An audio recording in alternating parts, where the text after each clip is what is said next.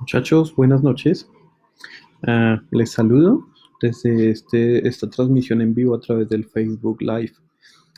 La clase la vamos a desarrollar haciendo uso de este medio.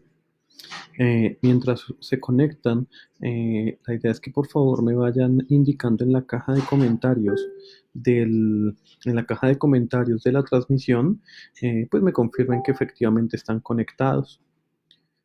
Mientras se da el tema, eh, les vamos a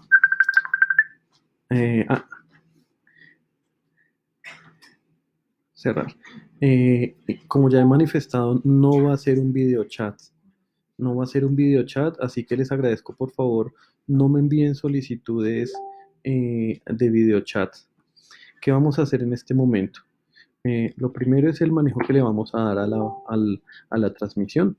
Ustedes tienen en este momento la posibilidad de enviarme comentarios directamente a través del eh, chat de la caja de comentarios que está en el costado de la transmisión.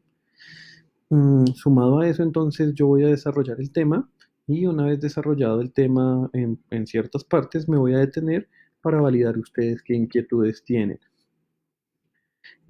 Bajo ese esquema, entonces vamos a esperar un poco a que se conecten algunos más, con la finalidad pues de que ustedes sepan que estamos aquí y que se está transmitiendo. Voy a poner una canción mientras arrancamos y pues insisto, la idea es darle tiempo a aquellos que se están conectando o por aquello de temas de retraso de la transmisión, pues que vayan enlazándose. Eh, por favor, Ángela, no me hagas llamadas por Facebook, te pido muy amablemente. No voy a utilizar ese medio. A ver, pongamos una cancioncita por aquí.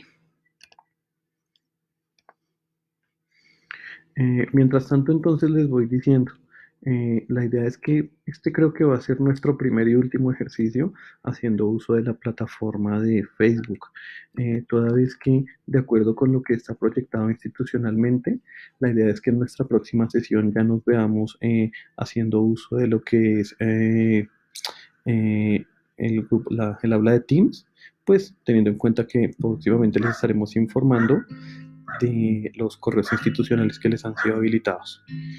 Escuchemos un momentito este fragmento de música, no por perder tiempo, sino para dar tiempo a todos aquellos que están en proceso de conectarse.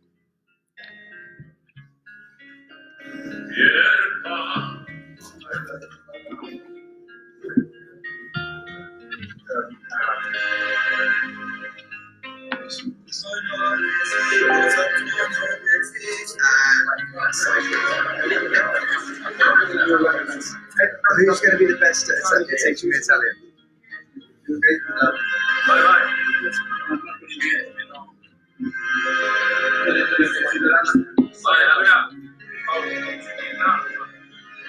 Hi guys, ready?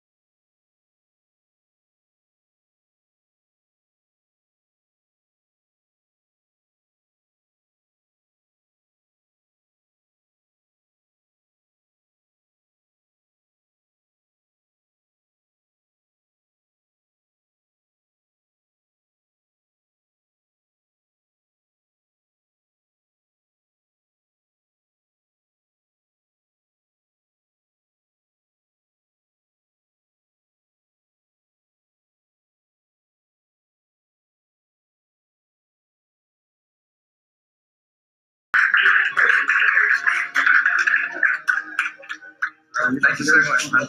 It's exactly what I wanted. Bueno, muchachos, después de habernos dado tiempo, pues con la melodía, no solo con la finalidad de nada, pedirles estén tranquilos y muy dispuestos para el proceso que vamos a empezar, también darle tiempo a algunos de sus compañeros para que puedan conectarse a esta sesión. Ah, quisiera que me confirmaran, en este momento se escucha el audio de lo que les estoy diciendo, por favor. Chun, chun, chun, aquí en el chat.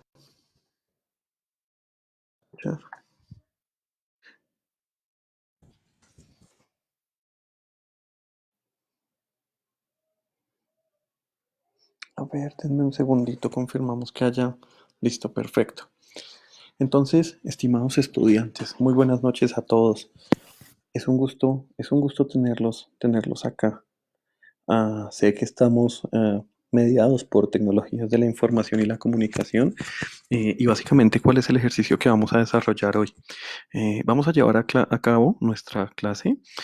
La idea es que en este caso nos vamos a apoyar de la siguiente manera.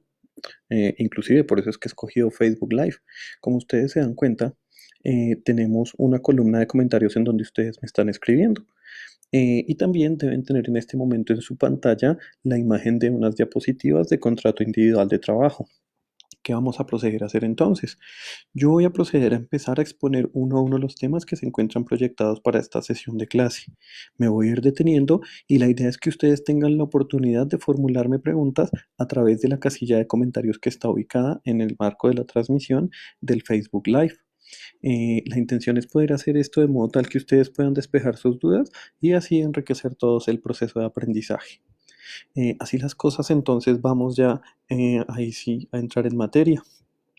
Eh, y pues, ¿qué es lo que tenemos que poner de presente? Mm, en primer lugar, pues nosotros a lo largo de lo que han sido el desarrollo de las clases que ya hemos tenido, hemos hablado acerca de lo que tiene que ver con principios, instituciones jurídicas, hemos definido conceptos.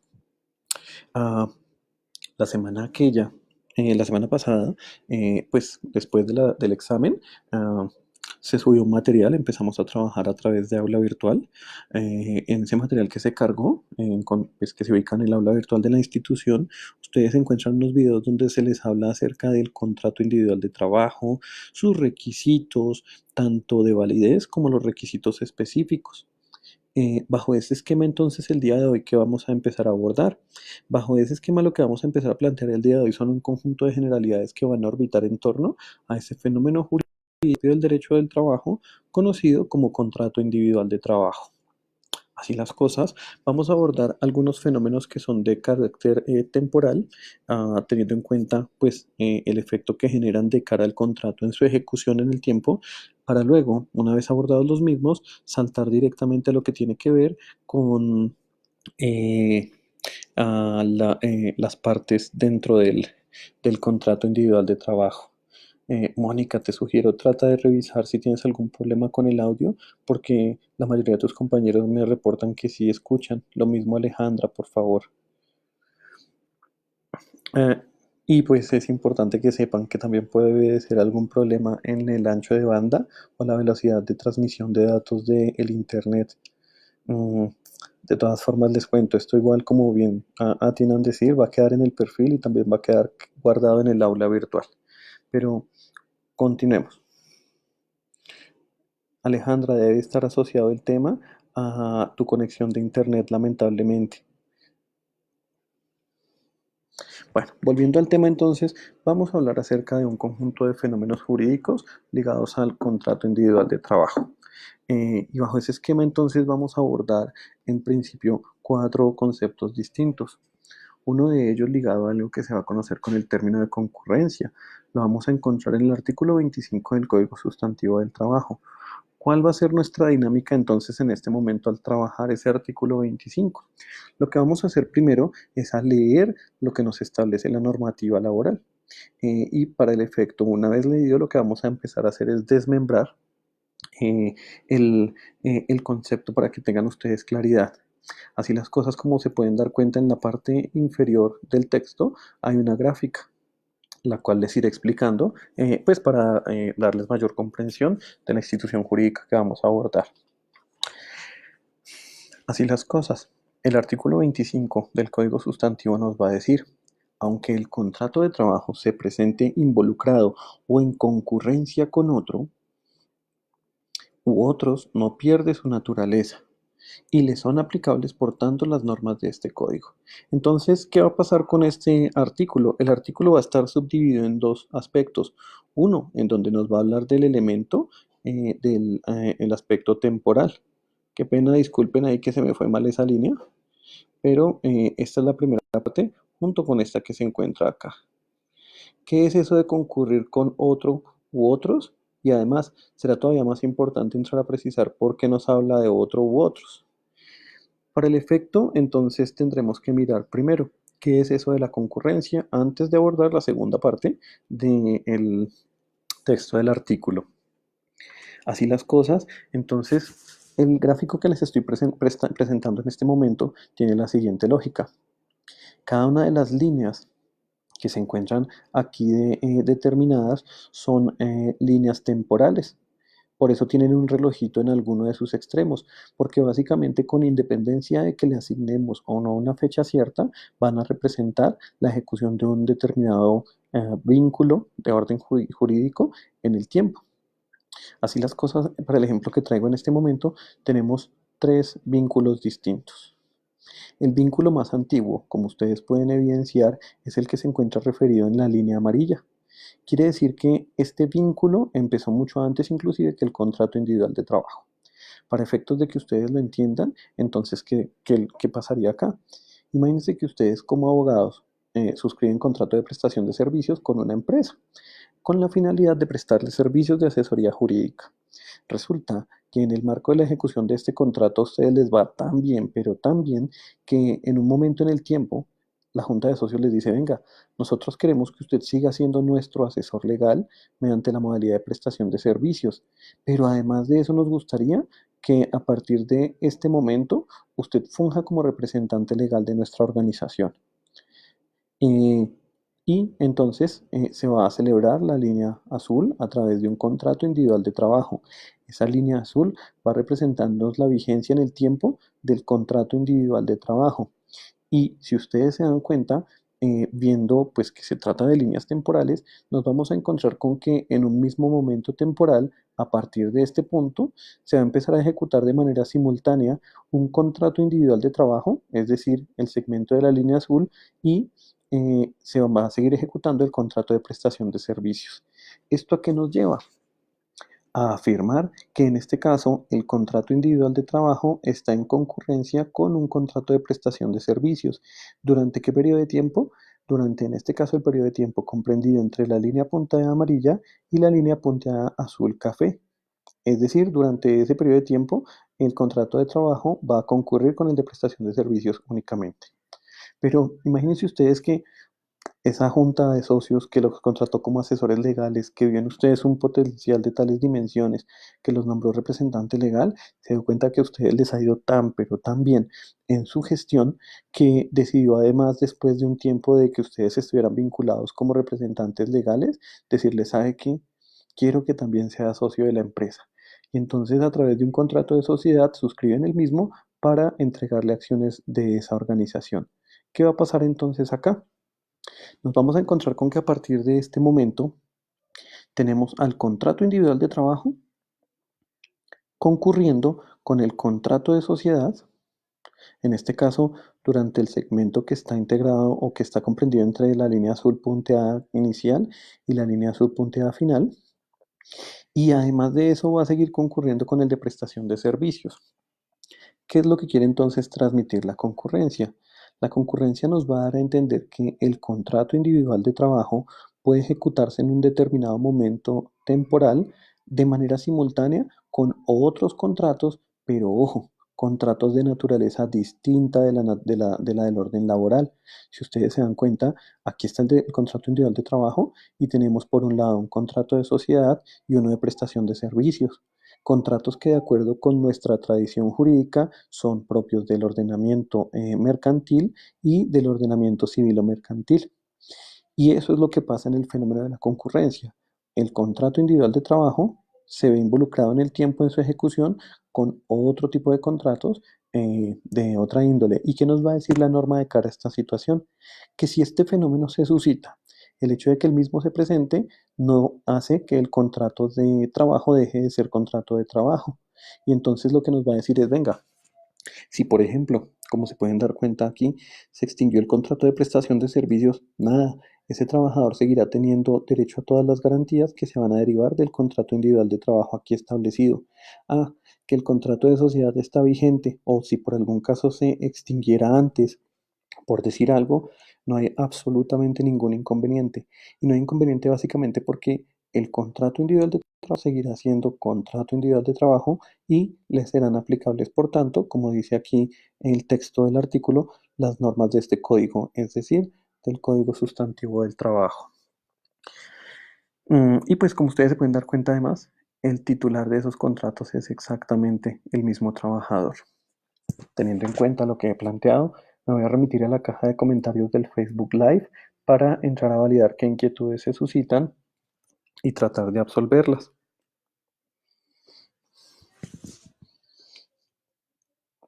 Entonces,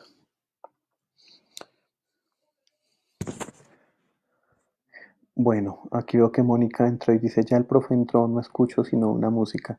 Tranquila, Mónica, eso fue al momento del inicio de la sesión para efectos de darle tiempo a la mayoría que se lograran conectar. Gabrielucho Rodríguez, tranquilo que también ya el material que estoy utilizando para hacer esta exposición se encuentra cargada en el aula virtual. Pero vamos puntualmente a la pregunta que nos formula Hanna Miranda. Ella nos dice, es decir, que la concurrencia es el encuentro de contratos de diferente naturaleza, pero es suscrito entre las mismas partes en razón a que todos los tipos de contratos son de distinta naturaleza, pero con la misma empresa. Mi estimada Hanna, no siempre vamos a tener concurrencia entre las mismas partes. Es decir, ese señor podría, en este caso que yo he traído como ejemplo, puse que era un contrato de prestación de servicios con las mismas partes, pero no hay ningún problema. Ese mismo tema de la prestación de servicios podría ser totalmente autónomo o independiente. Entonces cambiemos un poco el ejemplo para que de pronto tengas claridad. Puede ser que el señor no sean los socios de la empresa a la que asesoró los que le digan que sea representante legal, sino que él tiene un contrato de prestación de servicios que se ejecuta en el tiempo y consigue, por otro lado, un contrato laboral de representación legal. Y por el otro lado, suscribe un contrato de sociedad. Entonces no tienen que obligatoriamente ser entre las mismas partes. Jaime Francisco Zamudio pregunta, duda, ¿son los distintos contratos durante el tiempo laboral? Básicamente lo que va a generar la concurrencia es que los contratos que se ejecuten de manera simultánea tienen que ser de naturaleza distinta a contratos laborales. ¿Por qué? Porque si los contratos fueran todos contratos individuales de trabajo, el efecto inmediato que se nos generaría es la generación del fenómeno de la coexistencia de contratos. Pero tranquilos que ya en este ya vamos a proceder a pues desarrollar esa institución jurídica. Estimados míos, como sé que la transmisión tiene un leve retraso de unos pocos segundos, voy a proceder entonces a continuar con la exposición. Si tienen preguntas, no se preocupen. Si tienen preguntas, no se preocupen. Volveré a la caja de comentarios para validar cuáles son las inquietudes que se suscitan y así poder absolverlas. Entonces, habiendo ya ilustrado cuál es el contenido de lo que tiene que ver con la concurrencia, vamos a dar un salto grandísimo. ¿Cuál va a ser el salto que nosotros vamos a dar? El salto que vamos a dar desde ese artículo 25 al artículo 44. Entonces, ¿por qué vamos a dar ese salto así tan exagerado? Básicamente porque dentro del mismo código sustantivo nos vamos a encontrar con otra institución jurídica conocida como no concurrencia. Y pensaría uno eventualmente que la no concurrencia sería la negación de la concurrencia. Y pues lamentablemente no funciona así. A pesar de que tengan semánticamente y fonéticamente la coincidencia en uno de sus términos, en el término concurrencia, La institución jurídica de no concurrencia es un fenómeno totalmente distinto, valga la redundancia, a la concurrencia. Por eso vamos a saltar al artículo 40, al artículo 44 en aras de explicar esta situación y de una vez dejar muy claro qué es concurrencia, qué es no concurrencia para evitar confusiones futuras. Así las cosas, entonces vamos a mirar qué es eso de la no concurrencia. De la misma forma en que inicialmente planteamos la lectura del artículo de lo que tenía que ver con concurrencia, lo vamos a hacer acá. Y nos va a decir la normativa, no concurrencia. Artículo 44. La estipulación por medio de la cual un trabajador se obliga a no trabajar en determinada actividad o a no prestar sus servicios a los competidores de su empleador una vez concluido su contrato de trabajo no produce efecto alguno. Entonces, ¿qué pasa aquí?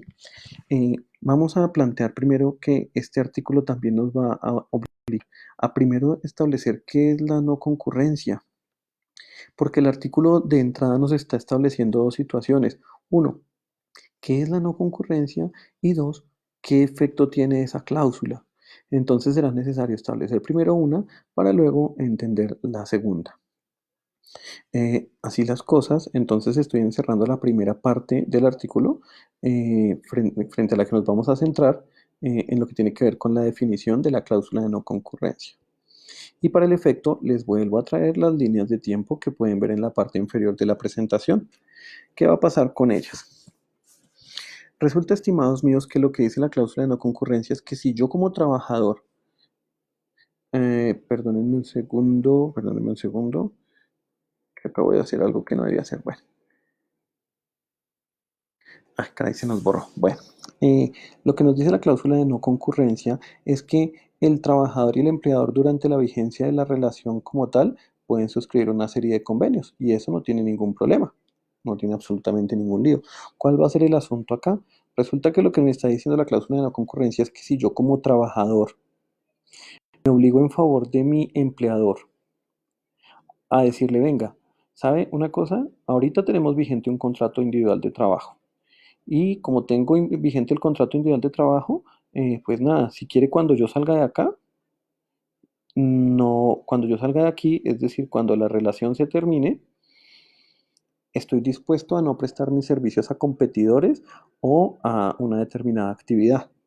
Entonces, eso es la cláusula de no concurrencia, el pacto de no prestar servicios en la competencia o en una determinada actividad una vez se termine el contrato individual de trabajo. ¿Qué nos va a decir la norma de cara a ese tipo de cláusula, en donde yo le digo al empleador que no me obligo a no hacerlo? Pues nada, esa cláusula no produce efecto alguno. Es una cláusula que, de acuerdo como se pueden dar cuenta aquí en la presentación, es de carácter ineficaz.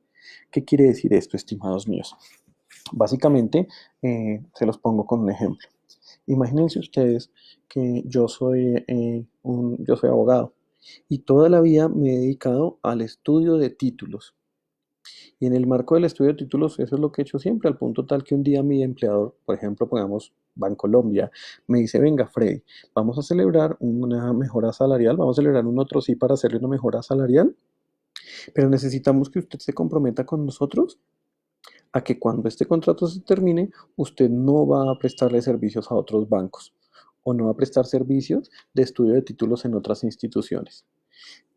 Yo eventualmente puedo celebrar y suscribir esa cláusula y lo puedo hacer sin problema. El asunto va a estar en el hecho de que cuando la relación laboral se termine, esa cláusula no va a generar efecto alguno.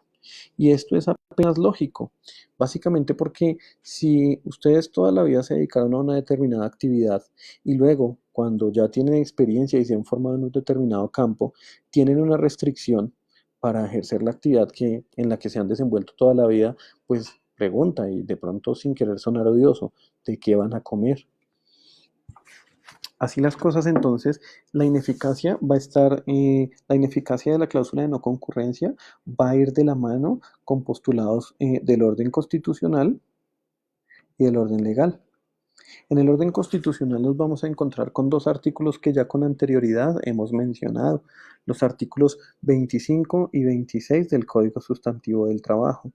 ¿Qué va a pasar con el artículo 25? Primero, El artículo 25 nos va a decir que el trabajo es un derecho y una obligación social y que por ese hecho goza en todas sus modalidades de una especial protección por parte del Estado. A renglón seguido, el artículo 26 nos va a decir que toda persona es libre de escoger su profesión, ocupación u oficio y que esa libertad no puede ser limitada sino salvo por disposiciones normativas o en defecto por temas de interés público. Ese va a ser el escenario. Entonces, no tiene presentación el que una norma legal y menos el pacto con el empleador impida el ejercicio de una garantía constitucional. Es decir, no tiene sentido que yo me obligue en función de mi contrato laboral vigente para decirle al empleador que después de que se termine este contrato, me voy a dedicar a hacer algo totalmente distinto a lo que la experiencia me ha permitido, solo en función de lo que el empleador pretende. Entonces, eso nos va a decir por ese lado la Constitución. Luego, cuando entramos a revisar el fundamento legal de este aspecto, nos vamos a encontrar con los artículos octavo y noveno del Código Sustantivo del Trabajo, que básicamente lo que van a hacer es entrar en armonía con la Constitución política. Y es una cosa simpática, porque recuerden ustedes que el Código Sustantivo es una norma cuya redacción original es anterior a la expedición de la Constitución Política Nacional.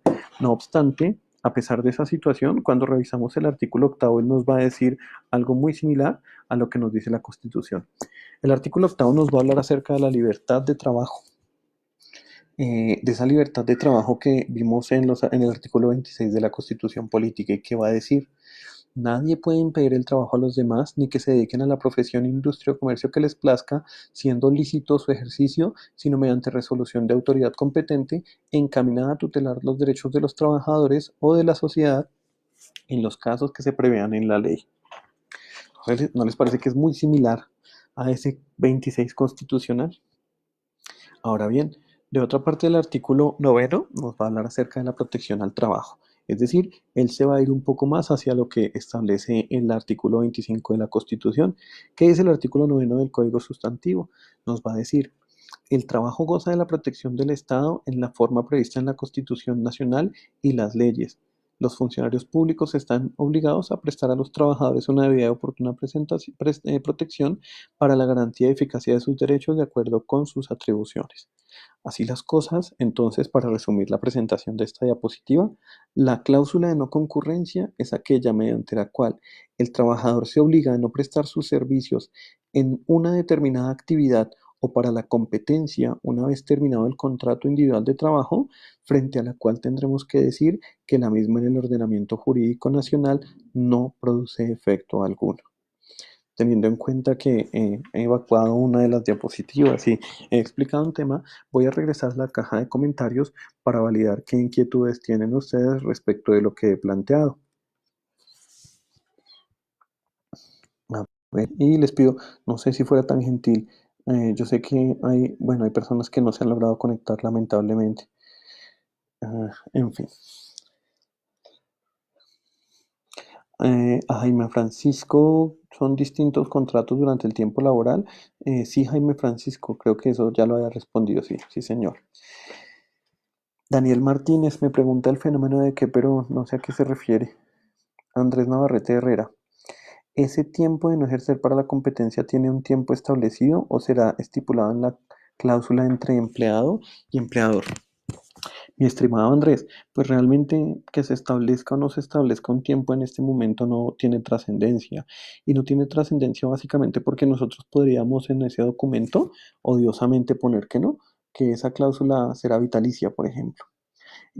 Aún así, la norma dice que la misma no genera efecto jurídico, al punto tal que podríamos decir que es para toda la vida, pero si al momento de salir a tratar de buscar una nueva actividad laboral, yo logro ubicarme en la misma actividad, no va a haber absolutamente ningún problema, porque teniendo en cuenta la ineficacia de la cláusula de no concurrencia, no hay un instrumento legal que le permita al empleador salvaguardar sus intereses en el marco de esa cláusula en particular. Generalmente les cuento, lo que se suele hacer tiene que ver con otro tipo de instrumentos, por ejemplo, ligados a lo que tiene que ver con contratos o documentos de naturaleza civil. Me dice David Ramírez: profe, ¿eso es igual a un contrato de fidelidad? Mi estimado David, Ese tipo de vínculos que usted menciona son vínculos de naturaleza civil, muy seguramente, o mercantil. En el derecho del trabajo, el contrato de fidelidad como tal no está contemplado como una forma contractual. Eventualmente podría intentar hacerse parte del contrato a través de un otro sí, pero aún así sería una cláusula que no generaría efectos. Andrés Navarrete me dice, si la hace. Sí, la hice antes de explicar el artículo octavo y noveno del Código Sustantivo. Ok, tranquilo Andrés, no se preocupe que para eso estoy. La idea de este espacio es para que podamos interactuar, pierda cuidado.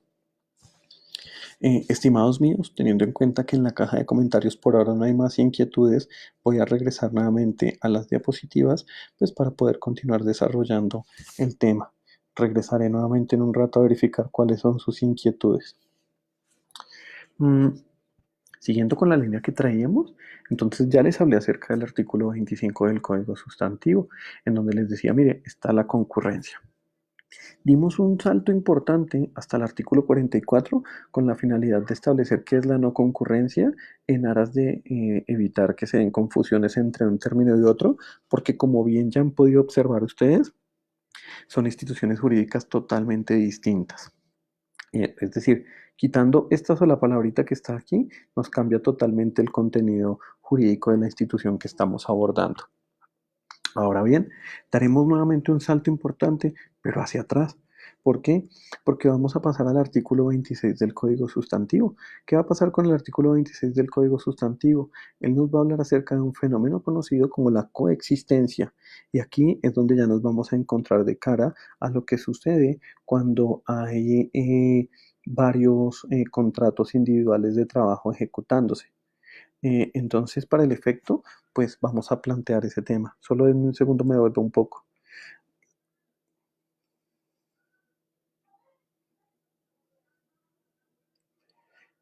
A ver, esperen que aquí hay unas inquietudes que pueden generar problemas si no las despejamos de una vez.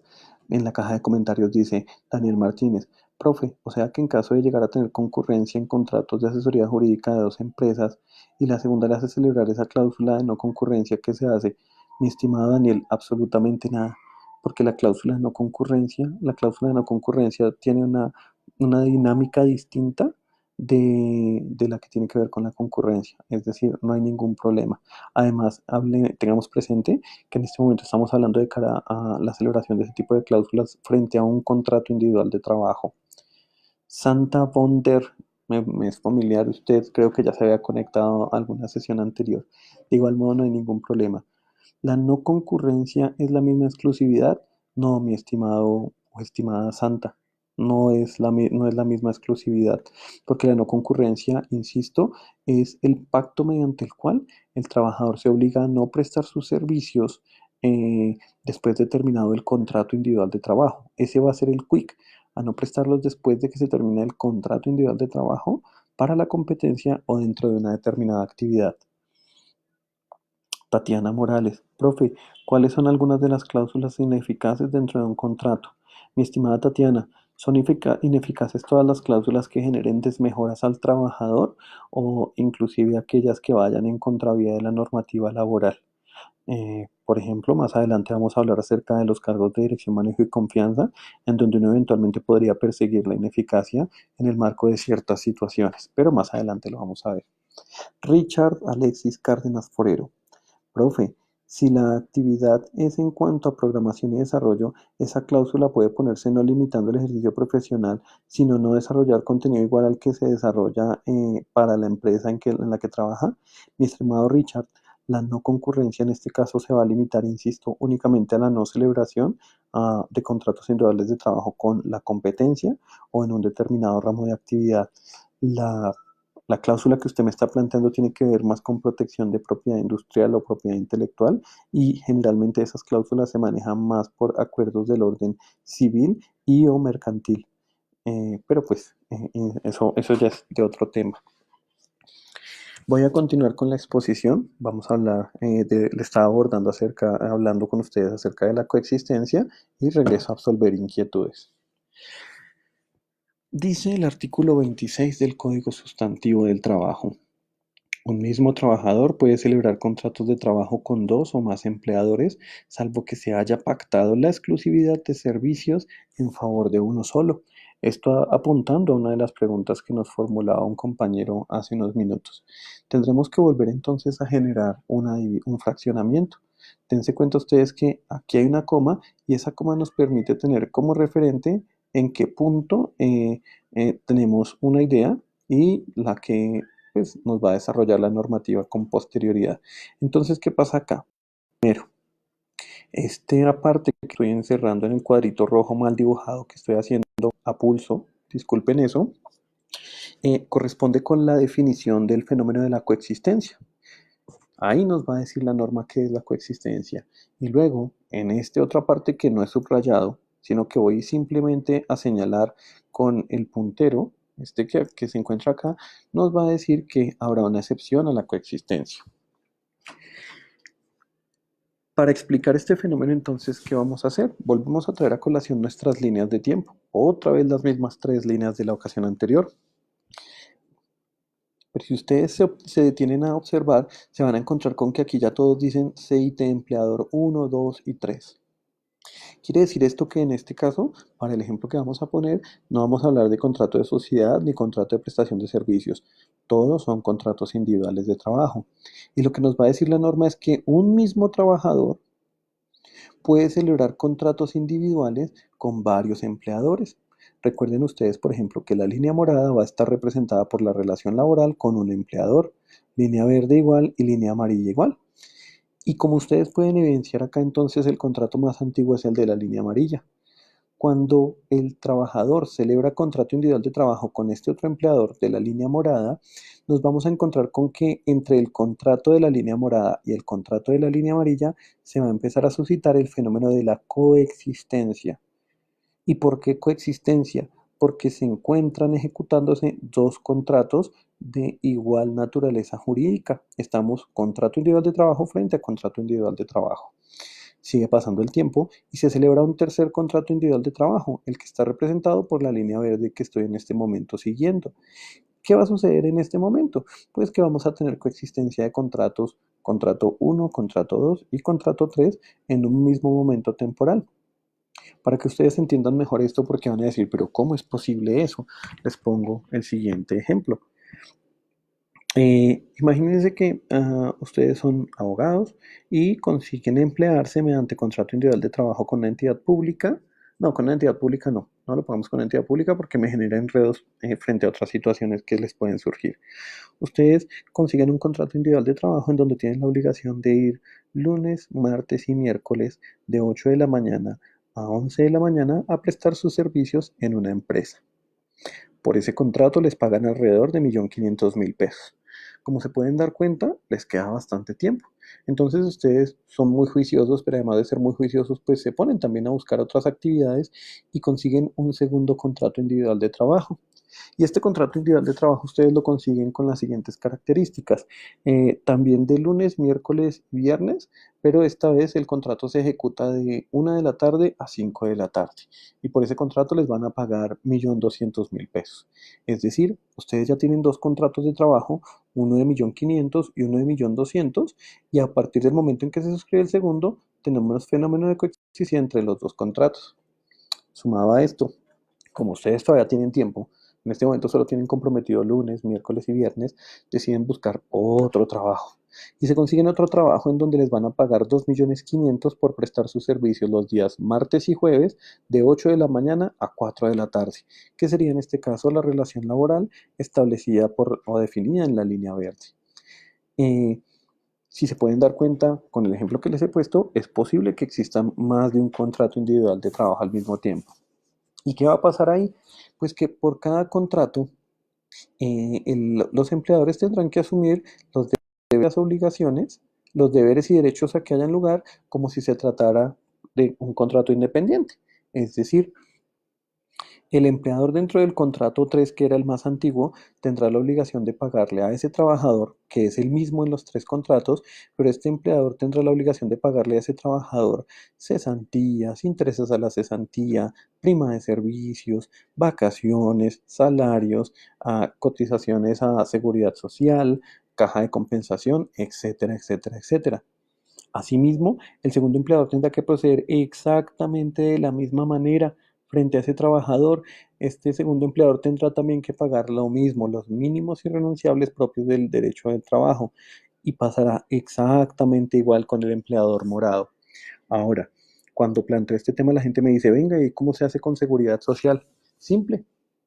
Ese trabajador va a tener afiliación a una EPS y cada uno de los empleadores tendrá que afiliarlo a la misma EPS, y las cotizaciones que ellos hagan se van a sumar todas en cabeza del mismo trabajador.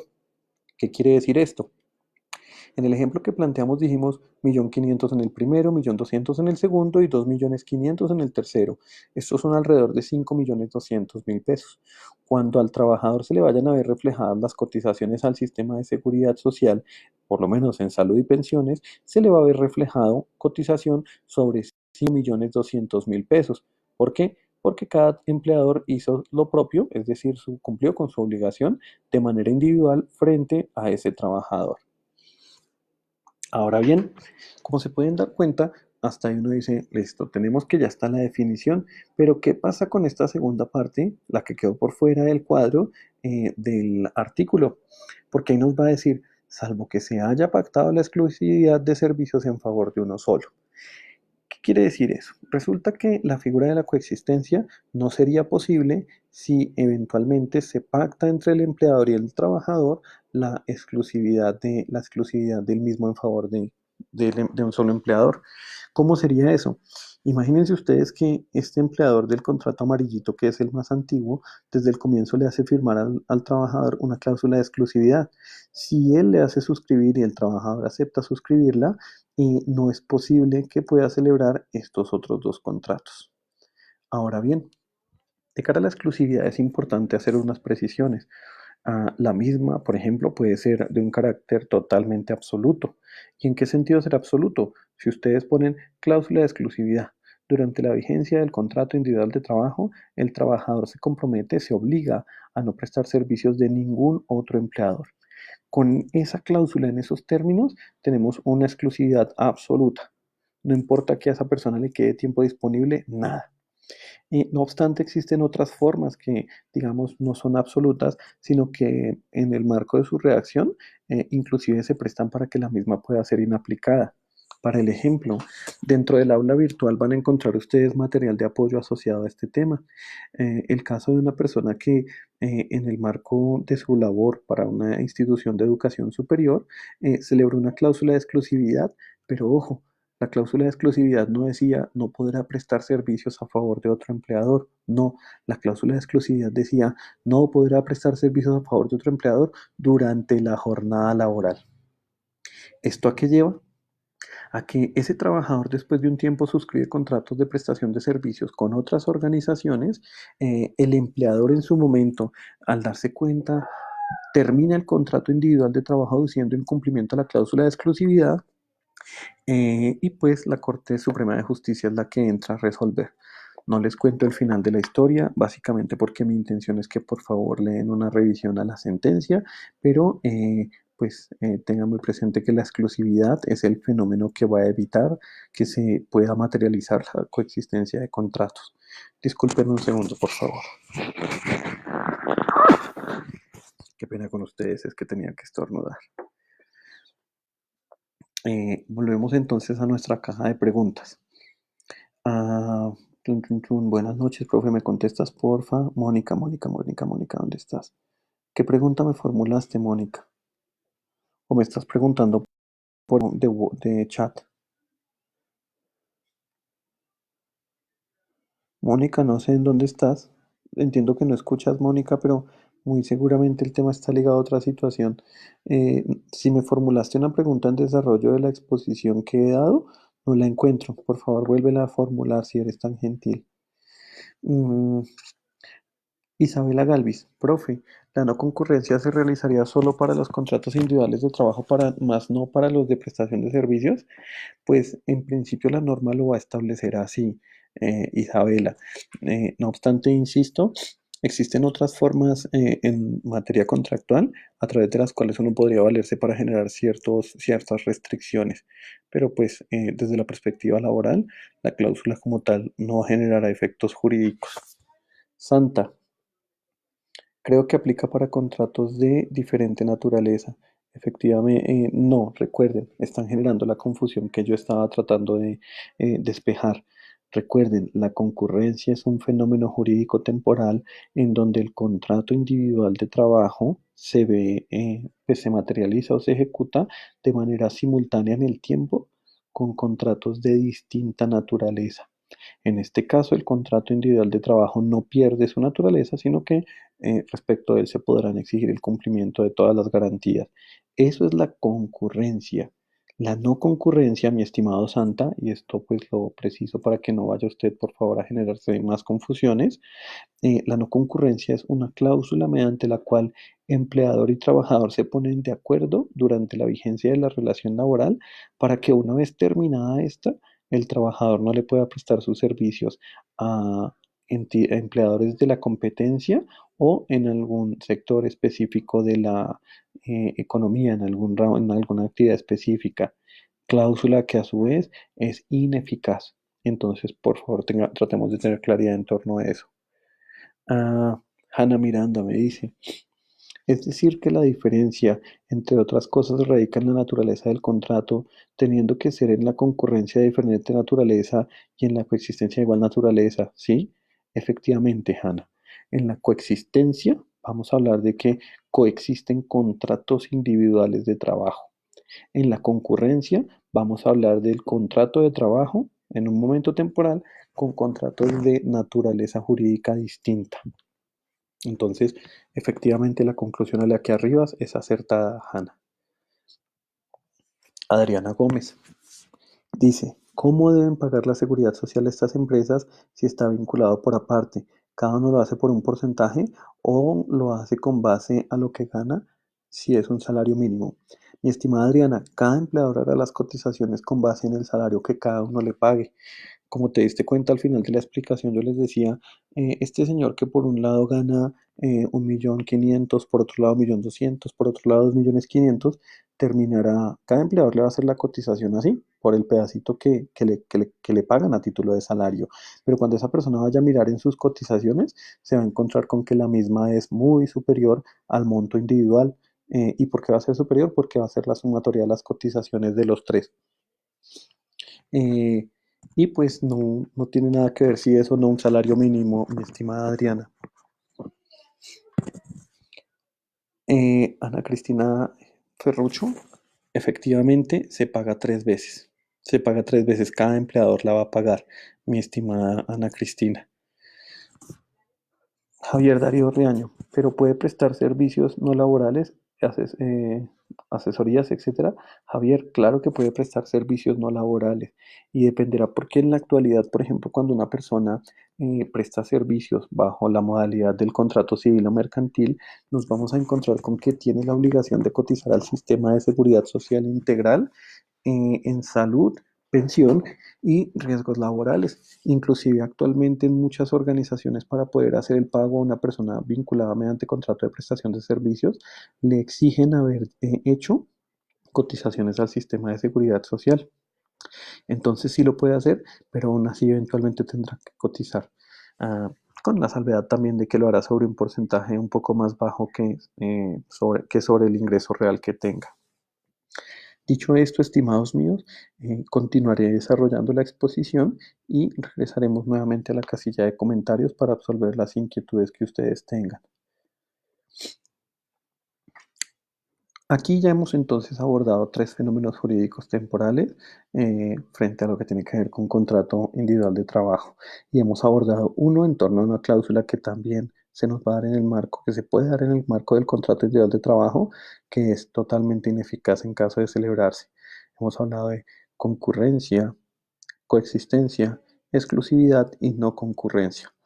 Eh, pues en un orden distinto lo abordamos más para efectos de evitar que se generasen confusiones en torno al tema. Ahora bien, ¿de qué vamos a hablar? Resulta, estimados míos, que el contrato individual de trabajo, pues entre otras cosas, tiene como cualquier contrato partes. Y las partes dentro del contrato individual de trabajo básicamente van a ser dos. Una, pues el trabajador y otra, el empleador. En este caso en particular vamos a hablar un poco acerca de cada una de ellas, haciendo un comentario muy sutil, muy tal vez superficial de cara al trabajador, porque frente al trabajador ya hemos tenido oportunidad de hablar con anterioridad. ¿Y qué hemos hecho con anterioridad? Recuerden ustedes, espero que hayan visto los videos, si no realmente los invito a que lo hagan, pero en los videos que están subidos en el aula virtual hablamos de los requisitos de validez del contrato individual de trabajo. Y cuando nos referimos puntualmente a lo que tiene que ver con la capacidad y el consentimiento de cara al contrato individual de trabajo, nos vamos a encontrar con dos situaciones. Una, que puede suscribir contrato individual de trabajo toda persona que haya cumplido la mayoría de edad. Y eso no tiene ciencia, básicamente porque esa persona pues es capaz. Y dos, también nos encontramos con que es posible que una persona menor de edad pueda ejercer una actividad laboral. De cara a esta situación, entonces, ¿qué podremos decir? E insisto, esto es meramente enunciativo, ya que en el video que aparece insertado en la diapositiva y que además su vínculo se encuentra acá referido, se desarrolla un poco más a fondo lo que les estoy diciendo. Pero de cara al menor de edad, ustedes tienen que tener presente, uno, código sustantivo nos va a decir a partir de los 14 años. No obstante, es un asunto que tenemos que superar, toda vez que existe una norma específica que regula esta situación un poco más detenidamente, y es la Ley 1098 de 2006, la que llaman Código de Infancia y Adolescencia. Allí entonces nos vamos a encontrar que en sus artículos 35 y 113 y 14 y subsiguientes se va a regular lo que tiene que ver con el trabajo de menores de edad. Y pues para que más o menos tengan una idea, insisto, porque esto no es parte de la charla de acá, eh, allí qué va a pasar, que nos va a decir, mire, tenemos una subdivisión en la cual tendremos unas reglas en torno a jornada y actividad para las personas menores de 14 años que pretendan laborar. Tendremos otro tipo de regla aplicable a las personas que tengan 15 años cumplidos y menos de 17 años. Y tendremos una regla para quienes tengan 17 años cumplidos y menos de 18 años. Eh, como les digo, esto ya lo hemos abordado en el video al que les hago referencia. Entonces la invitación es vayan, denle una miradita, porque pues realmente les va a ser muy útil poder abordar la temática, sobre todo para entendimiento de parte de las cosas que he tratado de plantear hoy, en la medida en que no voy a ahondar más. Aquí entonces se nos va a empezar a reproducir el video, pero pues la idea no es entrar a mirarlo como tal. Vamos a seguir adelante. ¿Y hacia dónde vamos a ir? Vamos a ir a analizar un poco lo que tiene que ver con el empleador en el marco del contrato individual de trabajo. Si se dan cuenta ustedes, esta presentación es un poco, tiene un poco más de información que las anteriores, porque de cara al empleador hay varias cosas que se pueden decir. Entonces, ¿qué vamos a encontrarnos de cara al empleador? Nos vamos a encontrar que están los representantes del empleador. Nos vamos a encontrar, por ejemplo, que los contratistas también pueden tener la connotación de empleadores. Vamos a encontrar una dimensión en donde estarán los simples intermediarios y además en el marco de este asterisco que aparece aquí, podremos hablar de que eventualmente ese contratista puede llegar a una figura degenerada, entre comillas, de simple intermediario. Entonces, ¿qué vamos a empezar a hacer? A hablar de cada uno de estos escenarios. Bajo este esquema, entonces tendremos que empezar a abordar el artículo 32 del Código Sustantivo del Trabajo, el cual al tenor literal nos va a enunciar lo siguiente. Nos va a decir, son representantes del empleador y como tales lo obligan frente a sus trabajadores, además de quienes tienen ese carácter según la ley, la convención o el reglamento de trabajo, las siguientes personas. Entonces, ojo, aquí ya la norma nos va a empezar a hacer un desmembramiento, por decirlo de alguna forma, porque nos va a decir, además de los que establecen la convención, la ley o el reglamento, las siguientes personas, y nos va a mandar automáticamente a mirar un conjunto de roles específicos. Roles específicos que ya voy a entrar a ilustrar. No obstante, antes de, pues frente a esa representación del empleador, ¿qué podemos decir en ese primer aspecto? Uno, Cuando la norma nos dice que aquellos que estén determinados según la ley o la convención o el reglamento, pues con la norma no vamos a entrar a pelear. La norma lo establece ya. La convención sí es un tema especial, básicamente porque lo que va a decir es que existen unos instrumentos propios de la negociación colectiva en donde cuando la organización sindical se pone de acuerdo con el empleador frente a una determinada situación, pues eso es ley para las partes. Entonces, ¿qué va a pasar acá? Que si en la convención colectiva de trabajo celebrada entre un sindicato y un determinado empleador se dice que para todos los efectos, no sé, el psicólogo de la empresa será representante del empleador, automáticamente en virtud de la convención colectiva, esa persona tendrá el rol de representante del empleador. Asimismo, los reglamentos internos de trabajo también tienen este fenómeno. En muchas ocasiones, probablemente ustedes observando con detenimiento podrán darse cuenta que en en el, en el desarrollo del reglamento interno de trabajo les dice conducto regular para exponer sus inquietudes y les va a decir algo así como que venga. Si usted tiene una inquietud, puede escalarlo con su jefe de área y si no con el coordinador y si no con el gerente. Esos son personas que están designadas dentro del reglamento interno como representantes del empleador. Les pido permítanme un segundo, por favor. Tengo que atender un temita. Denme un segundito si son tan gentiles. Ay, muchachos, muchachos, muchachos. Mientras tanto voy a revisar caja de comentarios a ver qué sale. No, no nos sale nada. Denme un momento, por favor, qué pena con ustedes que una situación que me toca atender así. Un segundito, discúlpenme.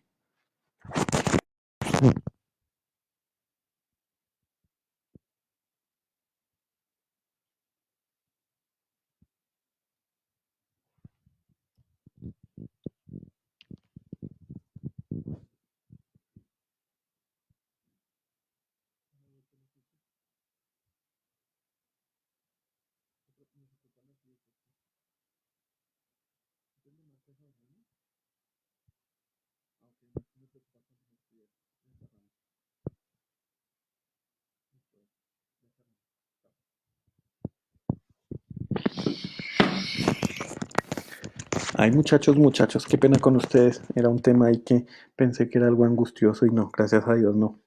Todo, pues aparentemente bien. Bueno, entonces les estaba diciendo eso frente a los representantes del empleador y el artículo 32 ahí pegadito nos va a decir las siguientes personas y nos va a hablar de unos roles específicos y nos va a decir primero en un aspecto taxativo lo que tienen que tener presente que esa taxatividad es enunciativa. Quiere decir que no se limita, ellos hacen una mención ahí, pero no se limita a esas personas, sino que pueden haber más. Y nos va a decir, las que ejerzan funciones de dirección o administración. Aquí, pum. Nosotros hoy día los vamos a conocer como cargos de dirección, manejo y confianza. Y luego nos va a decir tales como, y nos va a llevar a este escenario. Directores, gerentes, administradores, síndicos o liquidadores, mayordomos y capitanes de barco, y quienes ejercitan actos de representación con la aquiescencia expresa o tácita del empleador. Entonces, dos situaciones. Uno, hay personas que sin tener un rol definido al interior de la organización, vienen, dan instrucciones, hacen llamados de atención, tienen una serie de potestades en donde ellos están ejerciendo potestades que son propias del empleador, es decir, ejerciendo potestades ligadas a la subordinación.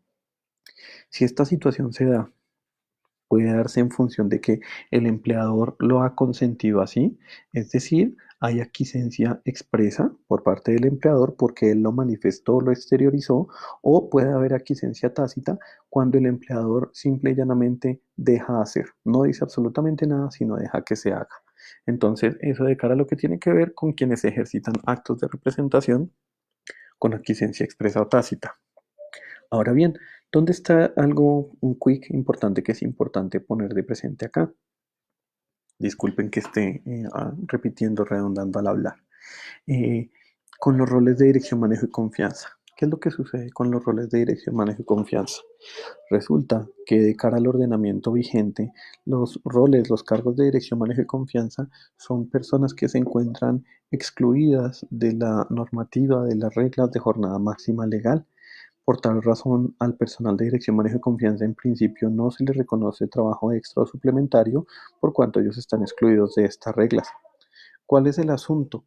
En la práctica, hay muchos empleadores que con la finalidad de no reconocer a creencias laborales a sus trabajadores asociadas a horas extras, simple y llanamente les ponen en el contrato que son cargos de dirección, manejo y confianza. Pero de fondo, lo que nos vamos a encontrar es que es solo una forma de eludir responsabilidades, ya que para que esa persona realmente tenga la connotación de dirección, manejo y confianza, tendrá que cumplir con unos requisitos particulares. Perdón un segundo, es que hoy ha sido un día fuerte y pues estoy un poco golpeado de la garganta. Pero continuemos.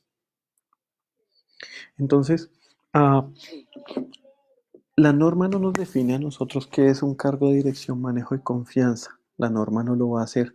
Esto lo hace directamente la jurisprudencia de la Corte Suprema como tal.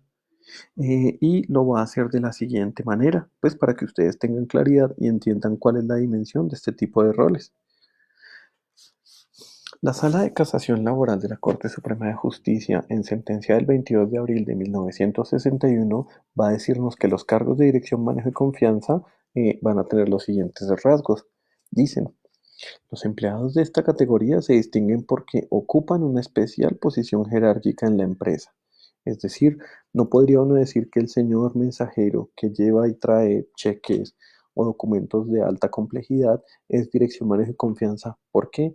Porque él ya de entrada estaría excluido por el hecho de no tener esa posición jerárquica en la empresa.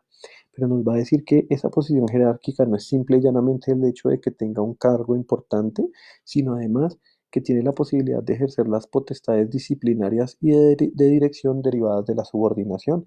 Es decir, esta persona, en el marco de la posición jerárquica que tiene la potestad de imponer sanciones o medidas disciplinarias a un trabajador por la infracción al reglamento interno o a cualquier régimen, a cualquiera del régimen de obligaciones, y además tiene la posibilidad de impartirle instrucciones al trabajador sin que haya ningún tipo de inconveniente en que lo esté haciendo. Nos va a decir además que no están en función simplemente ejecutiva.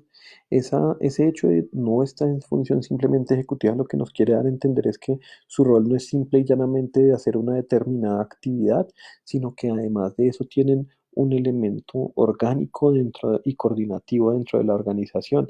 Es decir, es una persona que está enlazando un área o un proceso con otro. Y ahí es donde él será de naturaleza orgánica o coordinativa. Acá. Y dice que esto es con miras al desarrollo y buen éxito de la empresa. Pero además de eso dice que están dotados con poder discrecional de autodecisión y ejercen funciones de enlace entre secciones. ¿Qué quiere decir esto de la autodecisión? Es una persona que ocupa, de autodecisión, qué pena. Dice, básicamente implica el hecho de que la persona tendrá autonomía para tomar ciertas decisiones sin tener que consultar. Entonces, ¿qué nos vamos a encontrar? Que en resumen, un cargo de dirección, manejo y confianza será un cargo importante dentro de la empresa con potestades asociadas con la posibilidad de ejercer potestades subordinatorias, con roles coordinativos u orgánicos dentro de la organización y además con potestad discrecional en la toma de ciertas decisiones. Esto es lo que pasa con el cargo de dirección, manejo y confianza. Volvamos al ejemplo entonces del mensajero o de la recepcionista. La recepcionista como tal, aun cuando lamentablemente sea así, tendrá una función simplemente ejecutiva, no tiene una posición jerárquica en la empresa y mucho menos tiene facultades disciplinarias y de mando. El hecho de que esa muchacha o ese muchacho, un recepcionista de ella o él, conozca los secretos más íntimos de los dueños de la empresa y tenga en sus manos cheques de miles de millones de pesos, no hacen por ese simple hecho que la persona se torne en el marco de un cargo de dirección, manejo y confianza. Dicho esto, saldré nuevamente a la caja de comentarios para validar qué tipo de inquietudes eventualmente pueden tener ustedes en este momento y una vez hayamos superado ese aspecto, continuar desarrollando el tema. A ver, vamos a caja de comentarios. Mi estimado Nicolás, discúlpeme, lo de los roles taxativos, lo que les quería plantear es básicamente que la norma nos va a poner un escenario en el cual nos va a enunciar una serie de roles que se considerarían como tal, como representantes del empleador, pero esa taxatividad tiene más una finalidad enunciativa, no, no más. Entonces, quiere decir que si es enunciativo, existe la posibilidad de que existan otras personas que también sean representantes del empleador y que no estén contemplados dentro de la enunciación que hace la norma. Santa dice, pero estos cargos de manejo y confianza no son taxativos, precisamente para evitar estos abusos, o estoy equivocado. Al contrario, mi estimado Santa, esos cargos efectivamente no son taxativos porque dependiendo de la naturaleza de cada organización, pues tendrán distintas denominaciones y tendrán distintas formas de abordarse, es decir, no son taxativos. Y el tipo de abusos realmente sí se presentan con frecuencia. Usted se encuentra divinamente una persona que ejerce funciones de mensajería o en la recepción de una empresa, se ganan un salario mínimo, pero ellos lo tienen en el contrato como una persona de dirección, manejo y confianza. Y entonces el argumento para decir que es de dirección, manejo y confianza es porque es una persona que maneja asuntos muy delicados, pero eso no funciona así. Entonces, lamentablemente, sí se dan los abusos, mi estimado Santa. Teniendo en cuenta lo planteado y que en este momento nos surgen más inquietudes, vamos a continuar exponiendo el tema. Es decir, regresemos a nuestras diapositivas. Habiendo dicho ya lo que se nos va a presentar con los cargos de dirección, manejo y confianza, vamos a hablar un poco acerca de lo que tiene que ver con los contratistas. Y con los contratistas nos vamos a encontrar con una situación bien particular, porque, qué pena, disculpen, me les iba a volar un pedacito, discúlpenme ustedes, este pedacito de sucursales y agencias. Frente a lo que nos habla la normativa laboral, de cara a las sucursales y agencias tenemos que tener presentes dos situaciones. Artículo 33, perdonen ustedes si precise otro. En el marco de las sucursales y agencias nos vamos a encontrar con la siguiente situación. Primero, es necesario que entendamos desde la perspectiva del derecho mercantil qué es eso de sucursal y agencia, porque básicamente estas instituciones jurídicas son propias de ese tipo de ordenamientos. Así las cosas, vamos a echar mano del ordenamiento comercial. De acuerdo con el Código de Comercio, las sucursales son establecimientos de comercio constituidos como tal por un comerciante, en este caso, porque aquí no nos va a hablar en términos de empleador, son establecimientos de comercio constituidos por un comerciante, aquí nos dice una sociedad dentro o fuera de su domicilio para el desarrollo de negocios sociales y aquí nos va a decir administrados por mandatarios con facultades para representar a la sociedad. ¿Qué quiere decir esto con facultades para representar a la sociedad? Quiere decir que la persona que administra una agencia, es más, por disposición legal, la agencia debe contar con un representante legal. Luego, el inciso siguiente del artículo nos va a decir qué pasa cuando no se designan las facultades del administrador y que si no se hace, entonces se tiene que hacer por poder o documento reconocido para inscribirlo en el registro mercantil. Pero con todo y eso, la última parte de ese apartado, uy, qué pena, la última parte de ese apartado nos va a decir, a falta de dicho poder, se entenderá que el representante de la sucursal tendrá las mismas facultades que el representante legal principal. Entonces, pues, si no se dijo nada frente a esas facultades, se entiende que representa como cualquier otro representante legal. Eh, y eso es lo que va a hacer la sucursal. Establecimiento de comercio, pues dentro o fuera del domicilio, para ejecutar una actividad mercantil, el cual tiene la característica de contar con un representante legal. Perdónenme muchachos, si se escucha la tos. Insisto, estoy un poquito golpeado de la garganta. Por otro lado, nos vamos a encontrar con las agencias y tengo que establecer que pues las mismas son dos instituciones jurídicas distintas. Porque a pesar de que las dos son establecimientos de comercio, lo que va a hacer que la agencia se diferencie de la sucursal es que, a diferencia de la primera, la agencia es un establecimiento de comercio, pero miren ustedes que aquí nos dice que los administradores carecen de poder para representarla. Aquí es donde va a estar el quick del asunto. este va a ser el quick del asunto, porque en la primera sí hay representación legal, en la segunda no hay representación legal. Entonces, ¿por qué hago esta explicación? Porque imagínense ustedes que una persona que trabaja a nivel nacional, por ejemplo, un conductor de servicio público que trabaja para la empresa Expreso Bolivariano y se la pasa viajando a nivel nacional en su bus y resulta que necesita presentar una reclamación laboral y lo hace en La Guajira. Pero en La Guajira resulta que no tenemos sucursal ni una sede principal, sino tenemos una agencia. Como aquí no hay representación legal, si nos ligáramos literal y estrictamente al Código de Comercio, ese pobre trabajador tendría que irse a buscar a ver a dónde encuentra al representante legal. No obstante, pues en materia laboral, ¿qué nos va a decir el artículo 33? Que es lo importante de esta explicación. El artículo 33 nos va a decir, no me interesa si tú no tienes designado un representante legal, sea una sucursal, que en este caso desde el punto de vista jurídico no es algo factible, o sea una agencia, y ahí en la agencia sí va a decir, no me atormenta si no tienes representante legal. ¿Por qué? El artículo 33 nos va a decir lo siguiente. Los empleadores que tengan sucursales o agencias dependientes de su establecimiento en otros municipios distintos del domicilio principal deben constituir públicamente en cada uno de ellos un apoderado con la facultad de representarlos en juicios o controversias relacionados con los contratos de trabajo que se hayan ejecutado o deban eh, uy caray, que se hayan ejecutado en ejecutarse el respectivo municipio. Dice, a falta de tal apoderado, se tendrán como hechas al empleador las notificaciones administrativas o judiciales que se hagan a quien dirija la correspondiente agencia o sucursal y éste será solidariamente responsable cuando omita darle al empleador aviso oportuno de las notificaciones. Entonces, ¿qué nos va a decir la norma laboral? Mira, estimado empleador, si tú tienes sucursales o agencias, en este caso sobre todo de cara a las agencias, y no nombraste una persona que represente, nada que hacer con el hecho de que se le entregue al administrador de esa agencia la notificación de cualquier reclamación laboral, automáticamente pues entrarás a estar vinculado.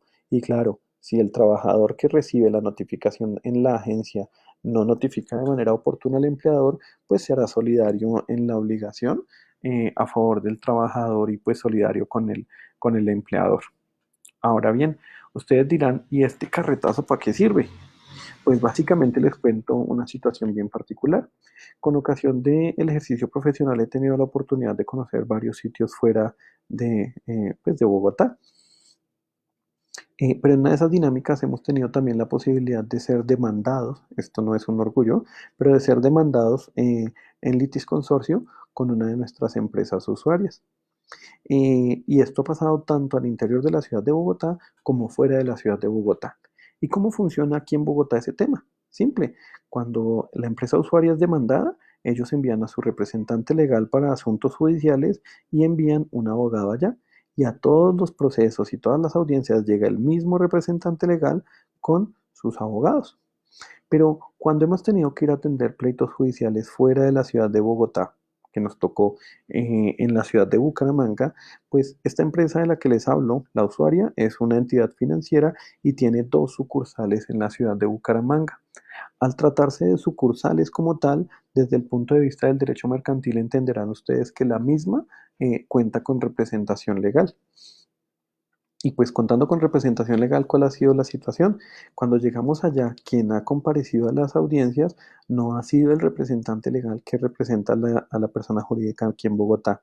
No, señores, ha sido el gerente de la oficina bancaria o la gerente de la oficina bancaria, de la sucursal bancaria que se encuentra ubicada allá. Entonces, esto es lo que, digamos, trasciende de cara a, a lo que tiene que ver con sucursales. Y, como les he planteado, lo que dice el derecho laboral es, si tú constituyes sucursales o agencias y no pusiste apoderado que te represente, qué pena. Lo siento mucho, pero te entenderás notificado con el simple hecho de que se lo entreguen al administrador de esa figura, de esa institución, pues quien tendrá que notificarte. Voy a detenerme un poco, voy a volver a la caja de comentarios para efectos de verificar si existen inquietudes y si no, seguiré adelante.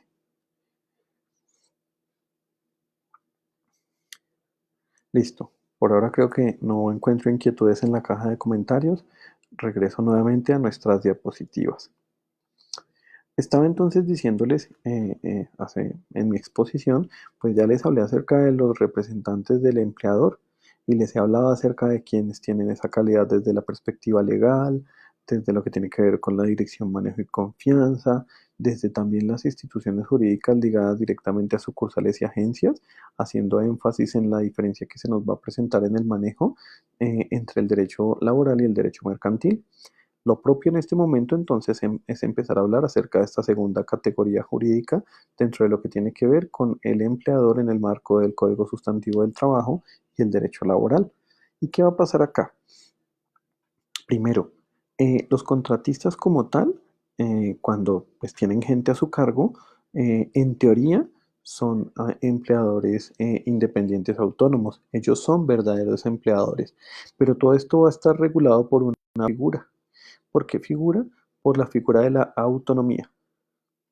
Qué pena mi letra terrible ahí, pero la autonomía va a ser la que va a determinar la existencia como tal de que efectivamente la persona o sí que la persona sea un contratista independiente. Disculpen mi caligrafía.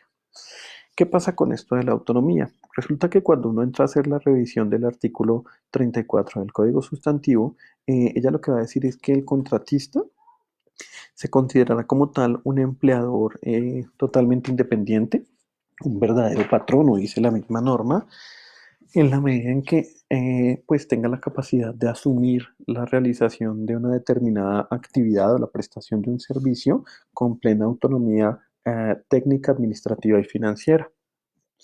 En este caso, entonces, voy a hacer lectura del artículo 34 para entrar a explicarles un poco mejor de qué se trata esto. Y lo vamos a hacer fraccionado en dos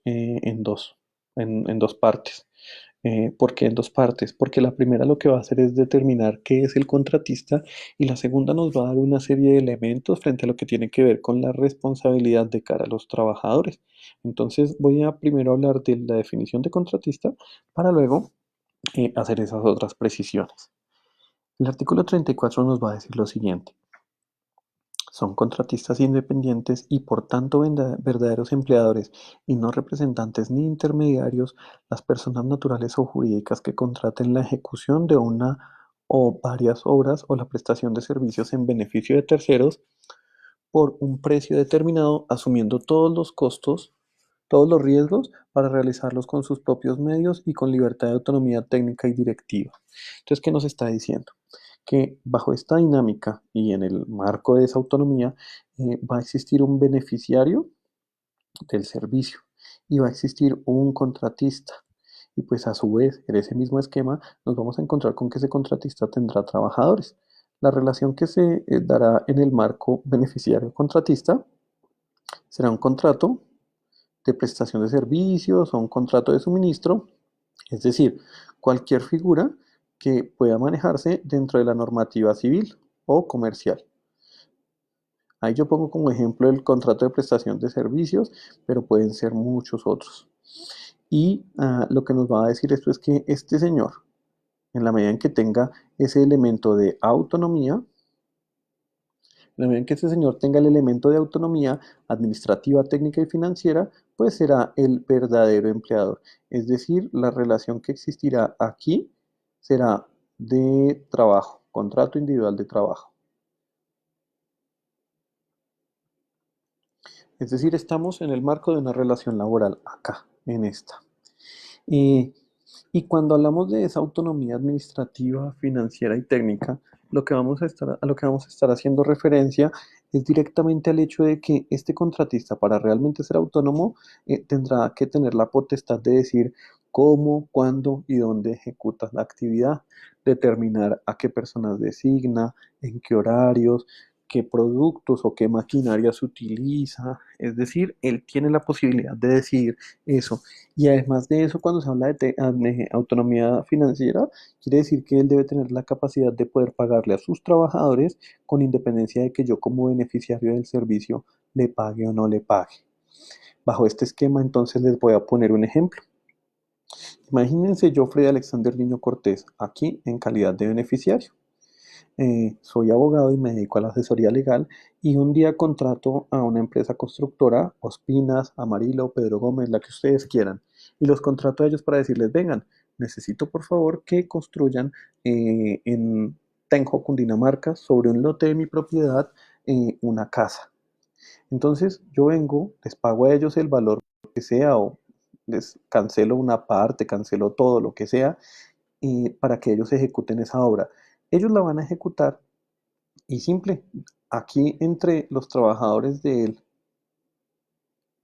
y el suscrito beneficiario de la obra no hay ningún tipo de vínculo. No hay ningún tipo de vínculo. Es decir, yo simple y llanamente me voy a entender con el contratista, que será quien tendrá que responderle a sus trabajadores. Pero ojo, resulta que, ¿recuerdan ustedes que les hablé de un aspecto derivado de la segunda parte del artículo? Ligado a lo que tiene que ver con la responsabilidad. Y para el efecto vamos a continuar dando lectura a ese artículo para desarrollar un poco mejor esa situación.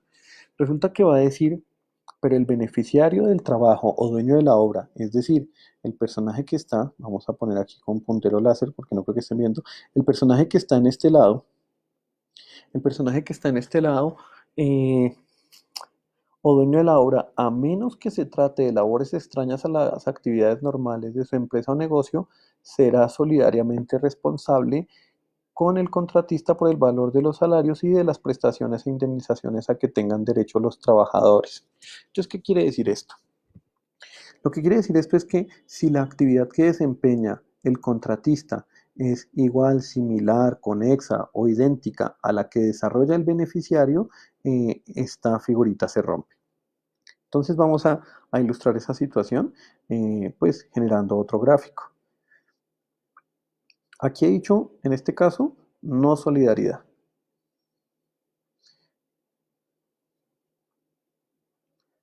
¿Y por qué he dicho no solidaridad en este caso de acá? Básicamente he planteado que no hay solidaridad porque hablé de que yo, Freddy Alexander Niño Cortés, contraté a una empresa de construcción. Quiere decir que yo no soy constructor y que la actividad que desarrollan ellos son distinta de la mía. Pero, ¿qué pasa aquí cuando la norma nos habla de solidaridad? ¿En qué momentos el beneficiario de la obra será solidario con los trabajadores del contratista? Miren, vamos a poner el mismo ejemplo. Beneficiario, contratista, trabajadores. Está el mismo esquema, pero vamos a hacer un cambio sustancial acá. ¿Cuál va a ser el cambio sustancial? Yo ya no voy a ser Freddy Alexander Niño Cortés el abogado. Aquí yo era el abogado, miren, ahí puse la A de abogado. Aquí voy a ser Freddy Alexander Niño Cortés el constructor. Como Freddy Alexander Niño Cortés en este caso ya no es abogado, sino que ejecuta labores de construcción, entonces pónganse en la siguiente circunstancia. Yo cuando contrato a Pedro Gómez, Ospinas o la empresa de construcción que sea, yo les digo, venga, necesito por favor que construya la plancha en una obra que yo ya estoy ejecutando. ¿Qué quiere decir? Yo, beneficiario de la obra, estoy contratando a un tercero para que él, valiéndose de sus trabajadores, desarrolle una actividad en la que, además de que yo soy el beneficiario, mi actividad económica es exactamente igual que la que tiene el contratista. Entonces, ¿qué dice la norma? Que si mi actividad económica es igual, similar, conexa o complementaria de la del contratista, yo soy solidario con los trabajadores. Es decir, aquí hay contrato individual de trabajo entre estos dos.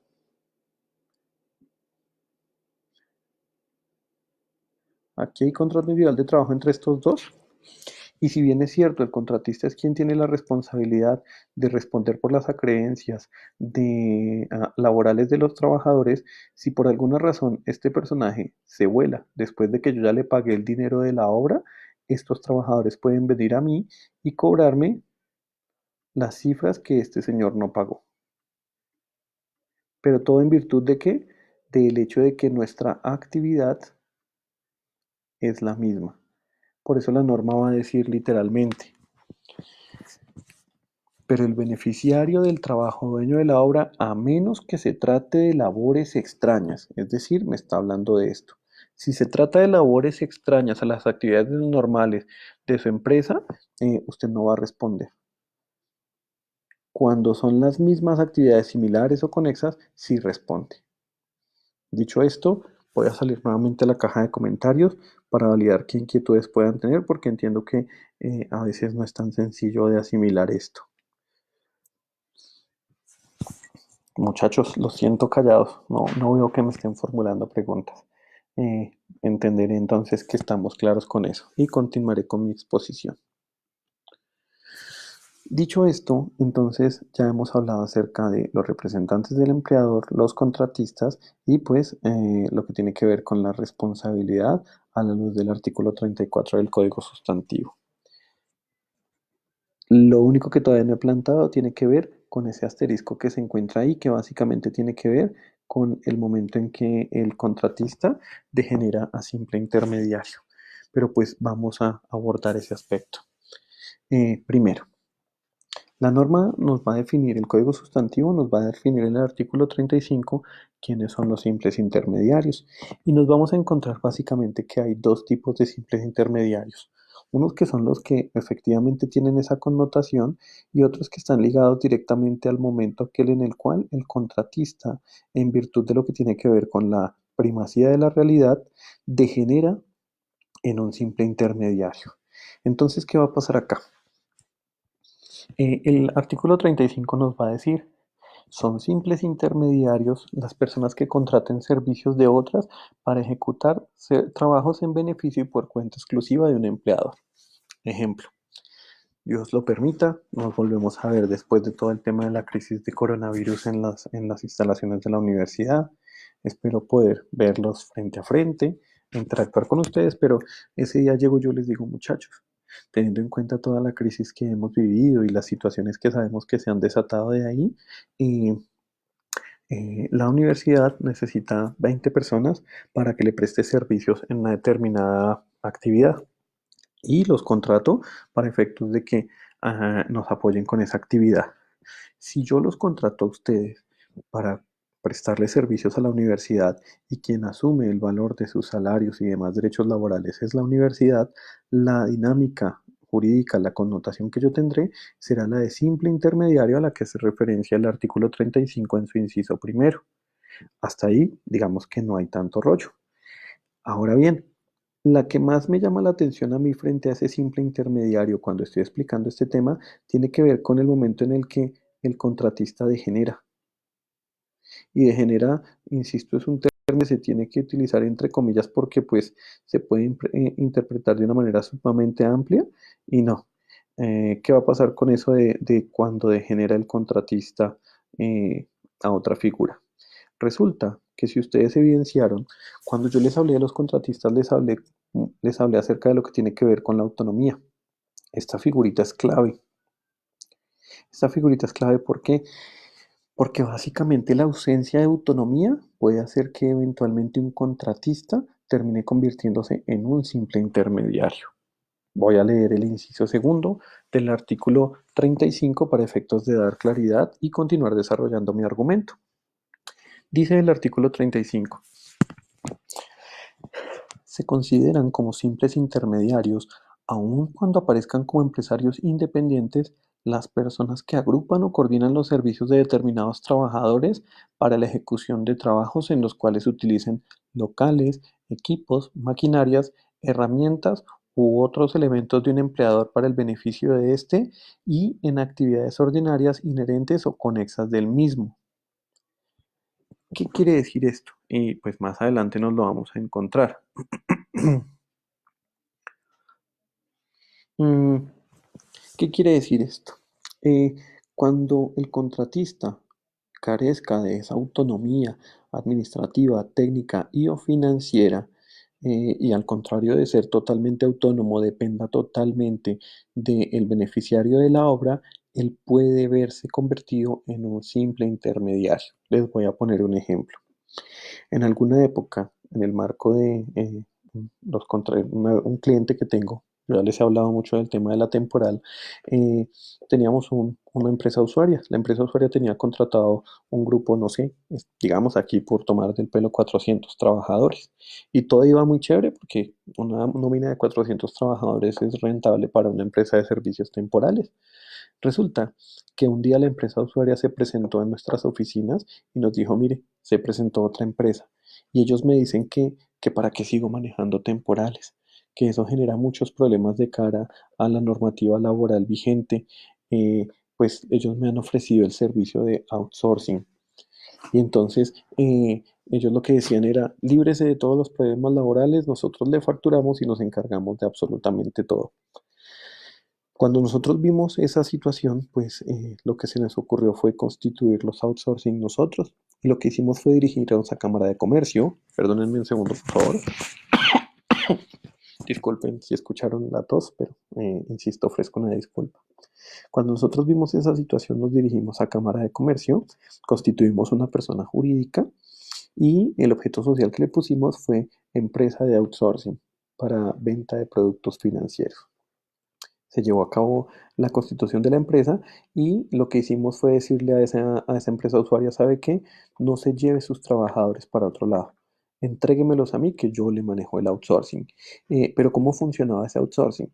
Primero, ¿quién suministraba los espacios en donde se reunían los trabajadores? La empresa beneficiaria del servicio.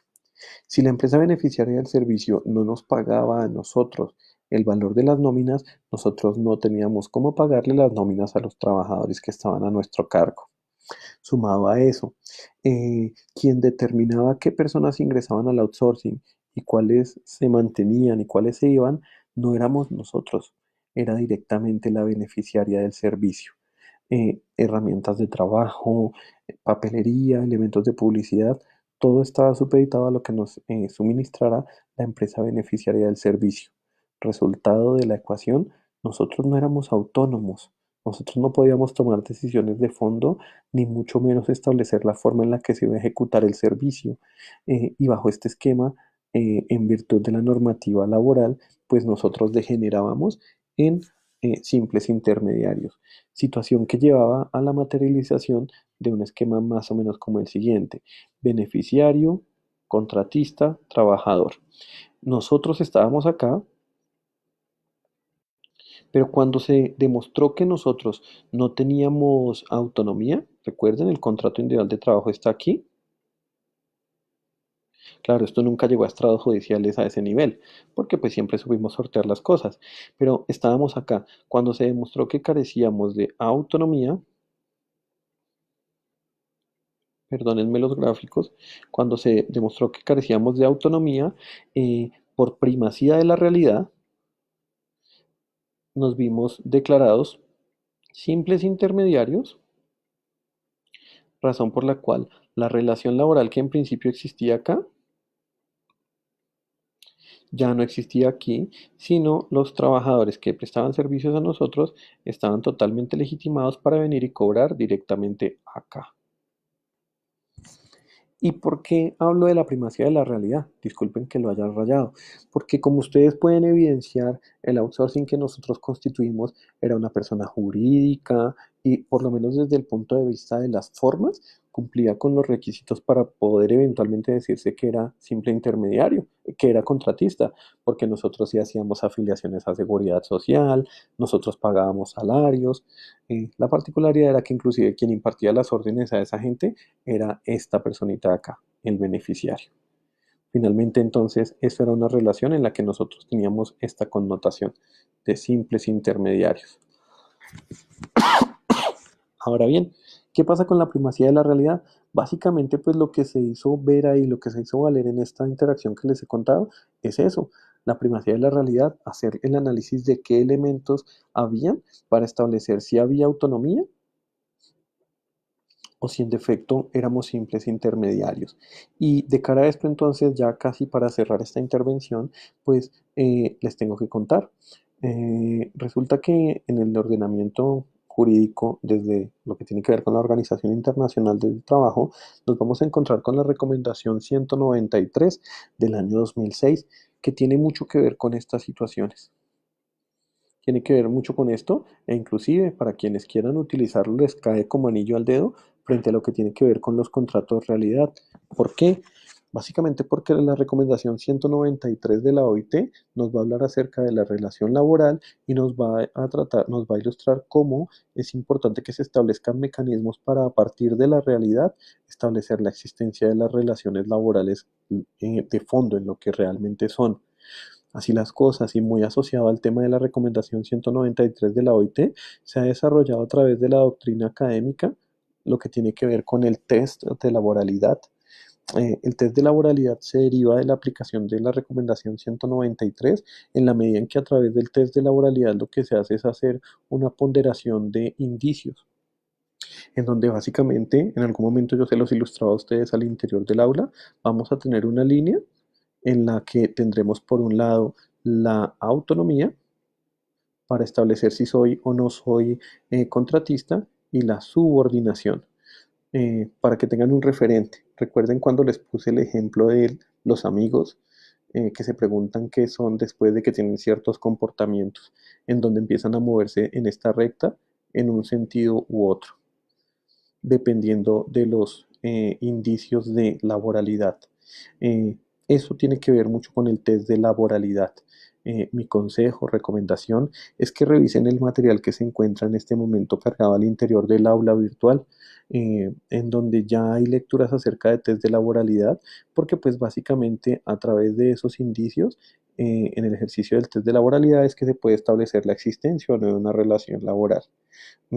Si alguien quiere ahondar o conocer un poco más acerca de este tema, cuyo mayor desarrollo en la actualidad se da directamente en los tribunales venezolanos, pueden consultar al doctor César Augusto Carballo Mena, quien ha escrito mucho frente a este tema. Voy a regresar a la caja de comentarios y en caso de que no existan dudas o inquietudes por absolver, daríamos eventualmente por terminada nuestra sesión, pues agradeciendo a ustedes el tiempo que se han tomado y me han dedicado el día de hoy. Entonces, aquí hay varias. Tranquilo, profe. Javier Darío Reaño me pregunta, ¿por el simple hecho de no tener la misma actividad no lo hace solidario? Efectivamente, mi estimado Javier, por el hecho de no ser de la misma actividad la que se da entre el beneficiario de la obra y el contratista, automáticamente destierra la solidaridad. Es decir, pues les pongo un ejemplo ahí un poco trágico, pero es el que se daría. Yo, Freddy Alexander Niño Cortés, contraté a una constructora para que construya la casa, pero yo, Freddy Alexander Niño Cortés, soy abogado. Le pagué el dinero al constructor, al contratista, para que pues ejecutara la obra y este señor antes de terminar la obra o terminando la obra, se le volvió a los trabajadores y no les pagó salarios, prestaciones ni ningún tipo de acreencia del orden laboral. Así las cosas, por el hecho de que mi actividad económica es distinta de la del contratista, yo no tengo responsabilidad solidaria frente a esa situación. Entonces, efectivamente, el hecho de no tener la misma actividad no lo hace solidario. Situación distinta que sería que yo tuviera la misma actividad, pero esto ya lo expliqué eh, en desarrollo de la exposición. Mi estimada Mónica, no es acitromicina. Mujer, soy muy delicado con los antibióticos. En alguna ocasión me dieron un antibiótico, un farmacéutico y casi me mata. Adriana Gómez dice, por ejemplo, siendo A venta de pinturas, B temporal y C a quien contratan como auxiliar de administración después de un tiempo hace un despido sin justificación, entra también a responder solidariamente la empresa siendo A quien lo despide. A ver, siendo a venta de pinturas, B temporal. Mi estimada Adriana, lo que sucede es que cuando tú hablas de una empresa de servicios temporales en el marco de una relación laboral, una relación de trabajo, nos vamos a encontrar con que la empresa de servicios temporales es el empleador verdadero. En este caso, eh, mientras se cumplan los límites de la temporalidad establecidos en los artículos 70 y subsiguientes de la Ley 50 de 1990 y en el decreto 4369 de 2006, en principio no habría responsabilidad. No obstante, pues anhelo poder hacia el final de nuestras clases dedicar un espacio de estos para explicarles cómo funcionan las empresas de servicios temporales, las cooperativas, los outsourcing e inclusive los mismos contratos de prestación de servicios. Pero en este caso, si la temporal es B y efectivamente el trabajador se encuentra como trabajador en misión vinculado con esa temporal, nada, mientras se respeten los límites de la temporalidad, no hay solidaridad. Y pues solo para despejarte un poquito más la duda, la norma en materia de empresas de servicios temporales va a decir que cuando la relación exceda de los límites temporales máximos, habrá lugar a que haya solidaridad entre la usuaria y la temporal. Esto es cuando el contrato dura más de un año. Ahí luego, Adriana, me vuelves a preguntar si sería la misma tercerización. Mi estimada Adriana, efectivamente, cuando se contrata un contratista para la prestación de un servicio o la ejecución de una determinada actividad, pues haciendo uso de trabajadores, efectivamente podemos estar posiblemente hablando de tercerización, sobre todo cuando ese contratista degenera en un simple intermediario. Jaime Francisco, en el correo le dejo algo escrito para la tos. Gracias, es usted muy amable. Jaime, a usted y a todos los que están conectados en este momento, les agradezco mucho realmente por su preocupación y su tiempo y nada, desde aquí muy agradecido por eso y pues con las mayores bendiciones para ustedes, por favor. Alfonso Ángel Pérez me dice, doctor, en este caso no cabe la responsabilidad de vigilar la razón del contrato y sus obligaciones conexas. Mi estimado Ángel, no entiendo muy bien la pregunta. Si usted me la reformula, se lo agradezco para poder responder la inquietud. Gabriel Ucho Rodríguez, profe, si una persona tiene dos contratos individuales y consigue uno por prestación de servicios, ¿qué pasa con la seguridad social? Siendo que no puede ser dependiente e independiente al tiempo. Qué pena mi ignorancia. Tranquilo, Gabrielucho, no se preocupe que todos somos ignorantes. O sea, quien le habla también es ignorante de muchas cosas, entonces no se preocupe. Para eso estamos acá. Mi amigo, no hay ningún problema. Uno puede tener tanto contratos de trabajo como contratos del orden civil sin ningún inconveniente. ¿Cuál va a ser la diferencia entre uno y otro?